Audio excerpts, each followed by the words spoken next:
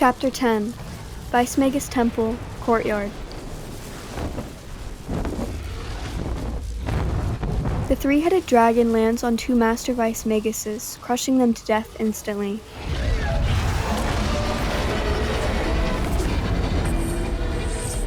Two of its heads fire beams at other Masters. One attempts to meet this unrelenting power and is vaporized. The other attempts to cast a spell but is unable to get the words out in time. He too is killed. Beams of light fired from the mouths of these dragons chip away at the temple's integrity.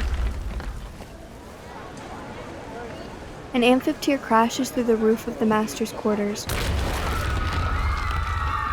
before a group of terrified apprentices. It struggles for a moment to sit up, before rolling onto its back, then falling down.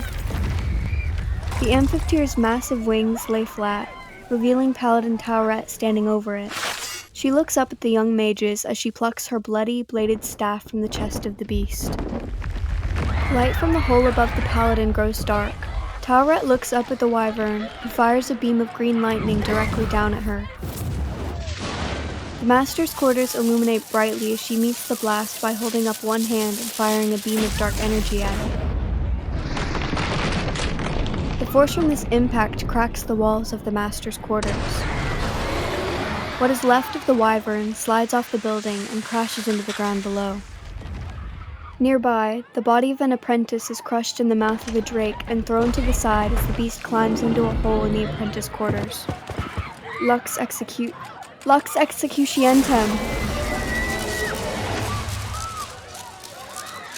Corla warily calls out as the drake freezes in place for a moment. A second drake crashes through the roof with a dead Vice-Magus Master still in his mouth. To an apprentice who has never been outside the clan's region, this was a terrifying sight. Some of these apprentices are only a few years old. They crowd behind the boy who is struggling to stay standing. Taweret charges in as the paralyzing light fades. She unleashes a loud battle cry, attempting to take attention away from the apprentices, then stabs the newly unfrozen drake right next to the base of the neck. The other charges her and rams her through a wall out of the building. The paladin tumbles out into a clearing near the three-headed dragon. She stands up as one of her pauldrons falls off. Breathing heavy, she raises her hand as her bladed staff returns to her, still dripping with the glowing blood of the drake. A wyvern carrying a mage slams into the meeting hall as it falls on the lower levels of the building.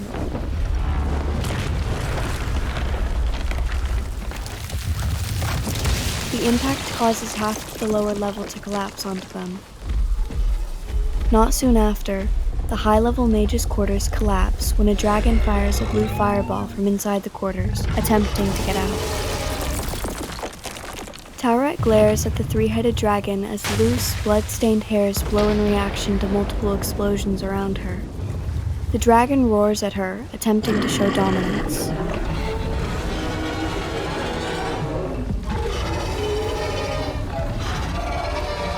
Sunia e servatum! She whips her weapon out to the side as engravings illuminate on the ground below her, followed by a column of dark power surrounding and empowering her. A battle lord lands next to her and readies for battle with the three-headed behemoth. He points his black staff at the creature. Lux executientem! A beam of paralyzing light shoots down on the dragon. One of the heads roar, breaking the spell immediately. The other two fire white lightning at Taweret and the Battle Lord. A second Battle Lord arrives, and they both fire chaotic magic, which barely equals the power of the beast. Taweret rushes through the beam struggle, readying a formidable magic-assisted slash with her bladed staff. She slices at the free head as it attempts to end her attack. The paladin then stabs the second head through its mouth as a third head grabs her by the leg. With a quick twist, the head throws her into one of the still-standing outer columns. One head down. 2 to go. Taweret groans as she stands on a lightly cracked shin. She calls her staff from the dragging head of the three-headed dragon, as one of the Battle Lords blows away another one of the heads with chaotic power. A battle-scarred wyvern tackles the attacking Battle Lord and rips his head off.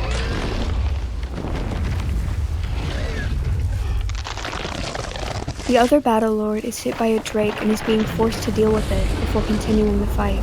Teeth grit as Taweret attempts to ignore the death happening in her surroundings. The Battle Lord stands, now the only thing between a drake and Korla. The boy holds his shaking staff firmly in his hands, as he wonders where his master is in the growing sea of bodies.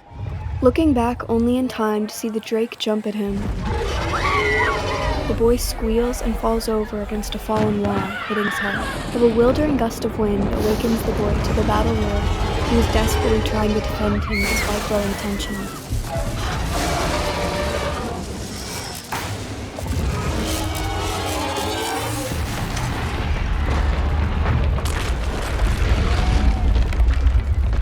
One of the three heads snatched the Battle Lord from in front of Korla. The rapid movement of this three-headed beast knocks the young boy into an enormous tree branch. His vision fades to black.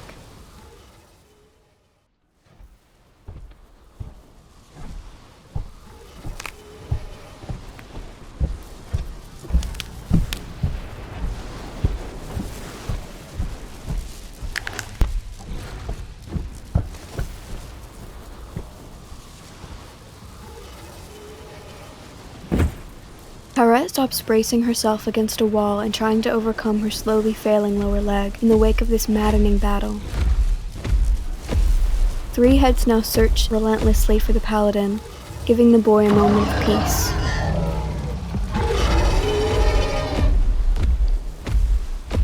Taweret steadies her nerves only seconds before a female master mage rounds a corner not too far from the paladin. She places her hands on her forehead as she begins to sob.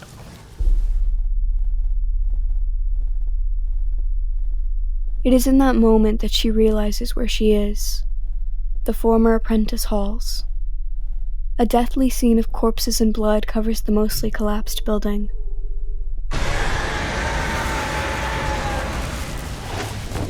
An amphitheater rounds the wall on the opposite side of the sobbing Master Mage. A single step is all Taweret can manage before an explosion sends the Master flying by her. A hand reaches out to the Paladin, but her armored gloves slip. Tears and blood cover her face as the mage flies into the waiting mouths of the three-headed dragon. In an instant, another life is snuffed out in a burst of blood.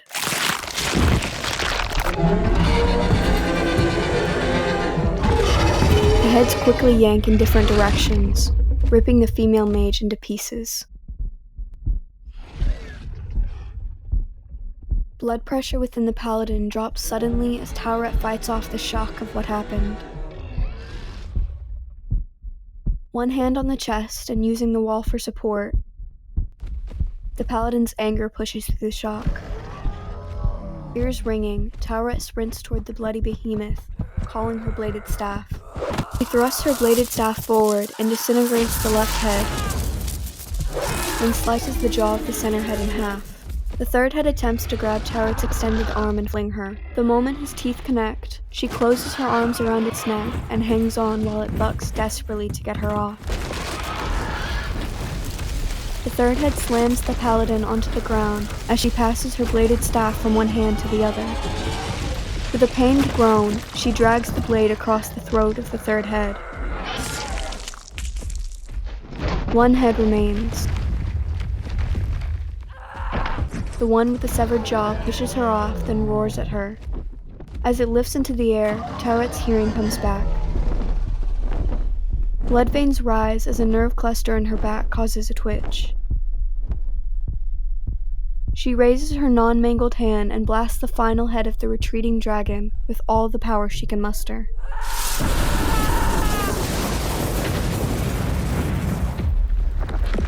Not only does it kill the creature, it blows the steel glove she is wearing apart.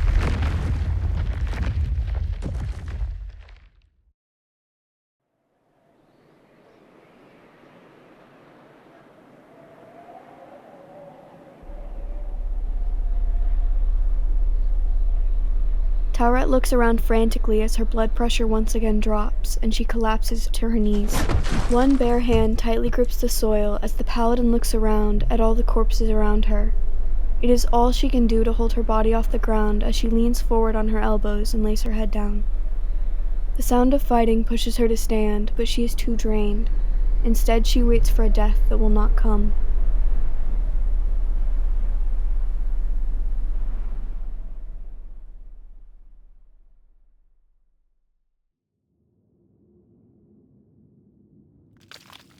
Master? Net? Net, where are you? The paladin lifts her blood-covered head to Corla, who is running through the debris, frantically searching for his master. Slowly, the paladin pulls herself up using a wall. Net? The boy exclaims in a loud, broken shrill as Tauret limps his way, her mangled arm leaving a faint trail of blood behind her. Master Net lies at the feet of a dead wyvern. He looks to the sky with empty steel eyes. Part of his body appears crushed under both the wyvern and debris. Net. Corla rushes to his side and lifts his master's pale hand in an attempt to find a pulse. The paladin closes her eyes as Corla continues desperately to call his name. Corla's body goes numb as he slowly succumbs to the reality of his loss. His lungs freeze as he falls back and looks up at Tauret with glassy red eyes. Quickly, he thrusts forward, pressing his wrists on his chest and letting out a scream as tears roll down his face. The paladin halfway collapses to a kneeling position and wraps her good arm around Corla. She pulls him in for a hug, attempting to keep his attention away from his deceased mentor.